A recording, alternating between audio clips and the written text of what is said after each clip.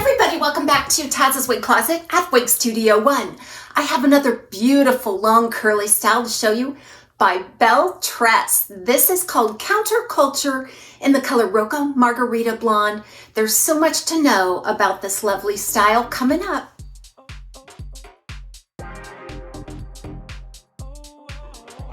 I purchased this style with my own funds. You can find it at Wig Studio One. Go below the video, expand the description box, you'll find a link where you can check out more features of this style and pricing. And don't forget, there's always 30% off Belle Tress items at Wig Studio One. It's an automatic coupon code applied at checkout. Also, check out the private Facebook group, Wig Studio One Wig and Topper Support Group. I think they're between 12 and 15,000 members now. All a just beautifully moderated private group where ladies are helping each other find and style their wigs and toppers. So the Counterculture is a long, lush, curly style. It joins the Cafe collection by Belle Tress, and recently they have come out with quite a few of these longer curly styles. I am really loving it. There is something for everyone in that Belle Tress line now. And especially if you love those long curly styles, there's actually 3 of them that were released that look very similar in photos, yet can be very different when you have them in person. So thinking about Camellia, and then I reviewed Shakerato, and then now Counterculture. So we're going to explore these one by one, and then hopefully I'll be able to get to a comparison compilation video for you as well. So let's talk about Counterculture as it appears here in the Roca Margarita Blonde. So with Roca Margarita Blonde, you're going to see a combination of some silver blondes, some ash blondes, there's some what they call coconut blonde in there. There's a lot of layering of blondes. And it does have a little bit of a cast of silver, but it doesn't read gray. It doesn't pull gray, especially in outdoor light. You can just see all the beautiful blondes coming together. Now for my favorite part about this color, and that is the rooting. It's absolutely perfect. This rooting is a 2-tone combination of some medium and some light ash browns. Now the light ash brown really does appear to be blonde on the applications that I have seen. It's a very light ash root. Nearly, I would call it a dark blonde, but you will see a little bit of 2-tone process going on there. I think that looks super natural. I wish they would take this root and put it on all of their light blondes, honestly. It is fantastic. Just take a look here. What I love about it is obviously that it's ashen tone, that it's not stark, it's not abrupt, it's not in your face. It just gives a nice soft effect throughout this color. Okay, so we've determined that Roca Margarita Blonde is quickly becoming very popular for me personally. I think that if you love a light ash blonde or light ash platinum or even a light silver blonde color, you're going to love Roca Margarita Blonde by Belle Tress. So moving on to Counterculture. Now this style is out of the box. I gave it a shake, but I did not comb it. The only thing I did was I swirled around on the top a bit, because we all know when these wigs come right out of the box, they're very stiff and compartmentalized. And that's on purpose. You know, that's what a new wig is all about. It's right out of the factory. It's packaged just so that it doesn't move around a lot during shipping.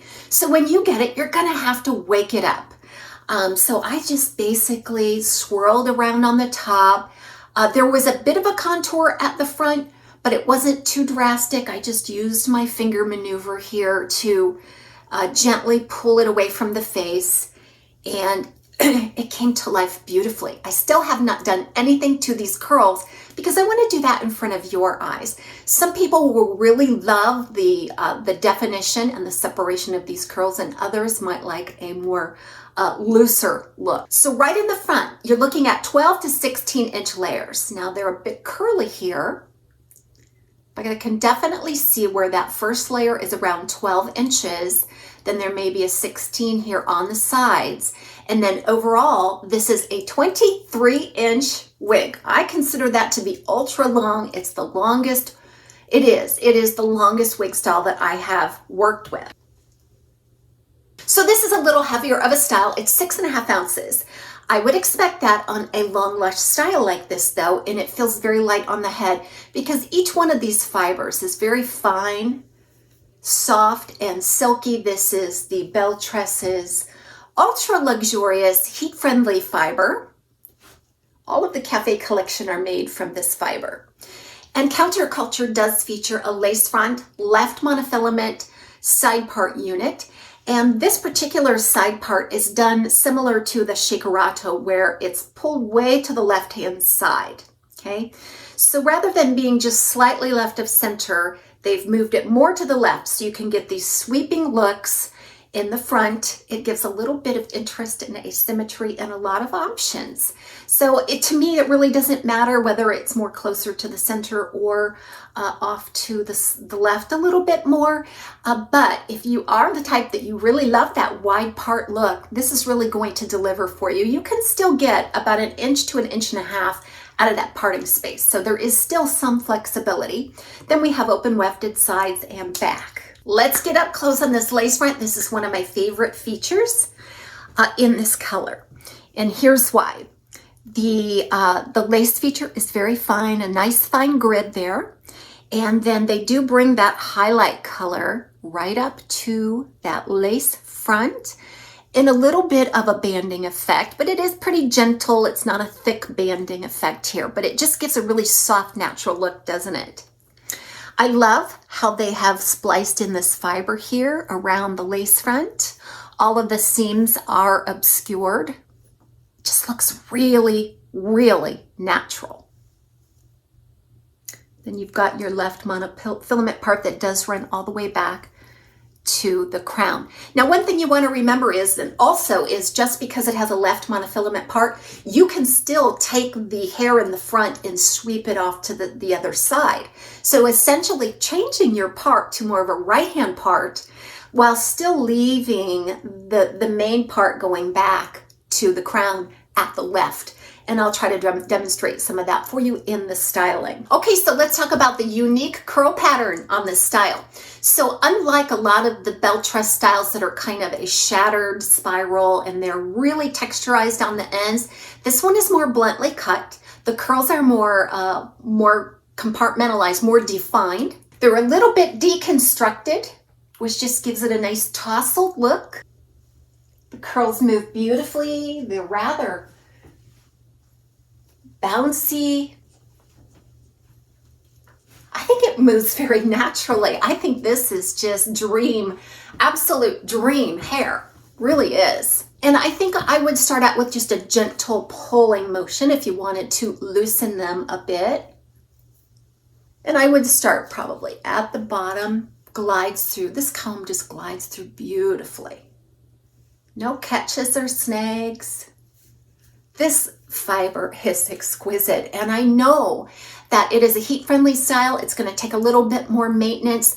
I would suggest that to keep it looking its best, that you do work on detangling it every time you wear it. Just a little bit of like Simply Stylin' Silk silicone spray or some other kind of moisturizing spray just to detangle gently, especially the areas that drag the clothing. Now, this is a beautiful style for updos and ponies. And I think that updos and ponies are going to be a beautiful way to extend the life of this style, just because it'll keep the hair off of the areas of friction. So just continuing with our little bit of a separation experiment here. I like to just pick and fluff too.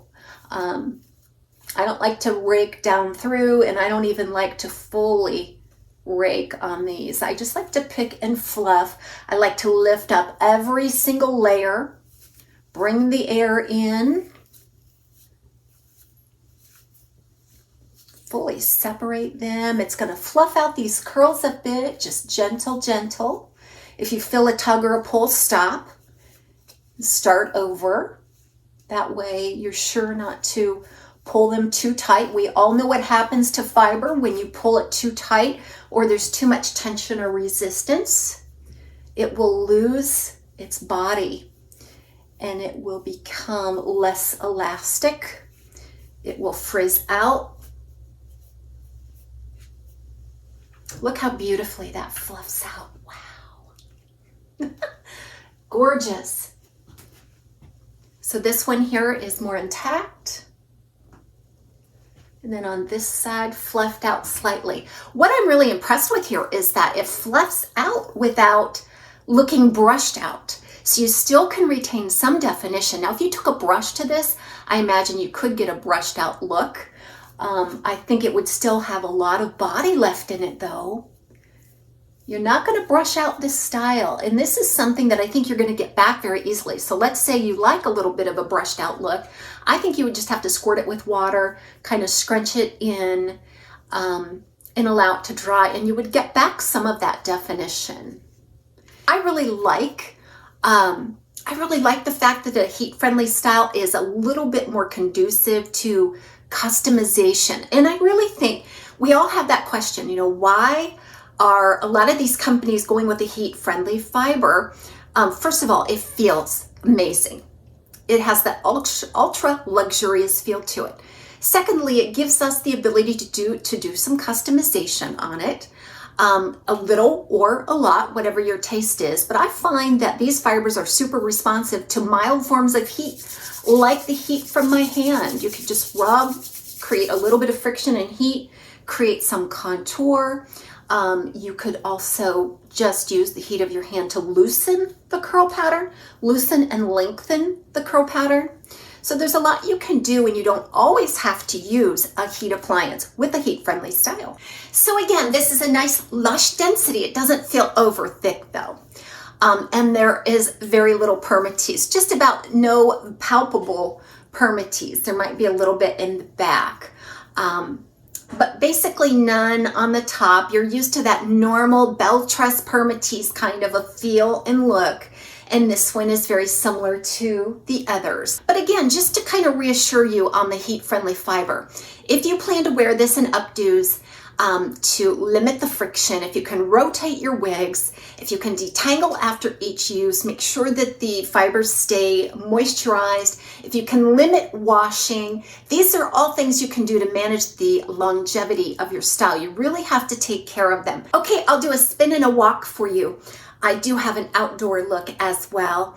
And the outdoor look was before, obviously before I separated some of those curls.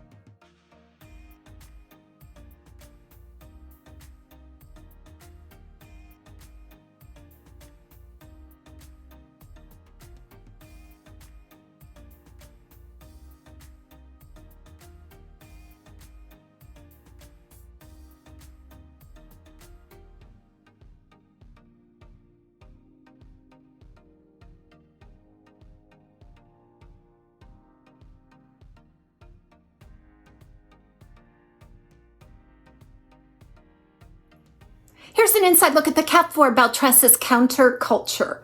A temple-to-temple lace front. It does not extend back into the ear tab, although the seams are nicely obscured. And then there's the left monofilament side part. Then you have a felted ear tab with lots of fiber spliced in. A comfortable felted extended nape with bra strap type adjusters, lots of wefting on this style. You'll notice I had to pull in these adjusters quite far to accommodate a petite average circumference. My reader glasses fit beautifully between the ear and the ear tab on this style, very comfortably and securely. Most Belle Tress styles are very friendly for your glasses. In fact, I haven't met one yet that wasn't. So you all know how much I love my reader glasses and switching them up. Now these are called the Pegasus. It's clear with a little bit of holographic detail as well as some rhinestones going on there. They always have the cutest designs at readers.com. And then don't forget, there is a promo code TAZS35. It will get you 35% off of any pair of reader glasses, or your entire order actually. They have the largest selection of online reader glasses. And I just love shopping. I can find so many things. I have so many pairs of these. They have different powers, you know, magnification strengths and so forth. The lenses are fully magnified. I just love my readers.com glasses. I'm literally addicted to changing those styles.